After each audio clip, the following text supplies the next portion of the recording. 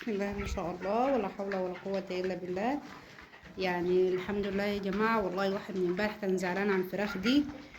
يعني كان وجهها برد بصراحة، بردت مننا في يوم كده، وسعنا لها مرة واحدة فبردت. فحصل كشاشان وما كانتش بتسحب في العلف.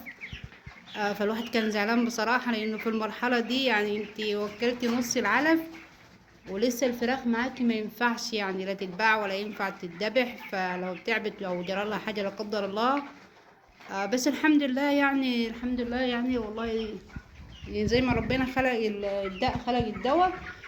يعني عايز اقول لكم كل العلاجات دي من امبارح، وفي حاجات تاني والله سرنجات ومش ما اعرفش ايه كده وبودر.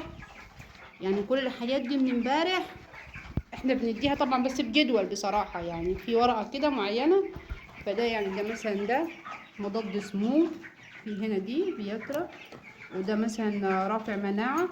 المهم الحاجات دي يعني بتتاخد يوم من تاني يوم، في حاجات بتتاخد مرة في الأسبوع ومرتين. بس عايزة أقول لكم يعني الحمد لله إن ربنا سبحانه وتعالى زي ما خلق الدواء خلق الدواء. يعني الحمد لله. يعني الفراخ دي كانت أول امبارح ما كانش فيه سحب على العلف، وكان فيه كسشان، وكان حتى الحمام بتاعهم متغير. بس الحمد لله، يعني الحمد لله انا شايفاها دلوقتي احسن.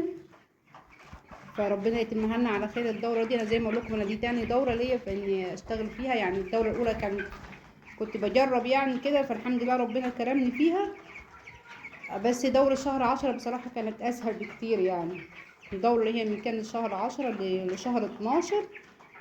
طبعا الجو كان معتدل، ما هواش برد ما هواش حر. والله ما خدتش دواء معايا خالص. يعني لو في حد شاف معايا الفيديوهات، انا والله الدورة اللي هي بتاع شهر 10 ما اديتهاش اي ادوية بيطرية، هو بس اعشاب وتهوية للمكان. انا هو والله مهوية المكان اهو، الشباك اهو، بس بالامانة بقفله اخر الليل ان الجو بيبرد، والمكان موسعة عليه قد ما اقدر يعني. بس وان شاء الله كده ربنا يتمها لنا على خير الدورة دي يعني. والله الواحد بيسعى يعني، وان شاء الله اللي كتبه لنا ربنا احنا راضيين بيه يعني، وان شاء الله بس ربنا ما بيضيعش المجهود يعني. يعني ان شاء الله ربنا يرد تعبنا فيهم ويطلعهم على خير يا رب.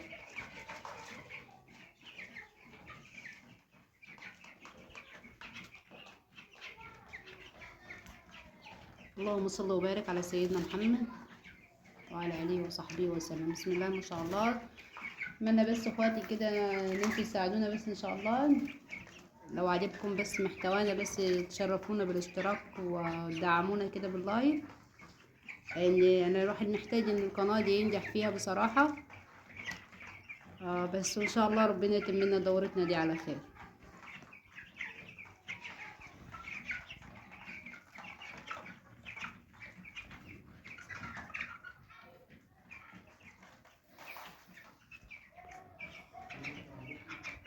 اللهم صل وبارك على سيدنا محمد وعلى اله وصحبه وسلم.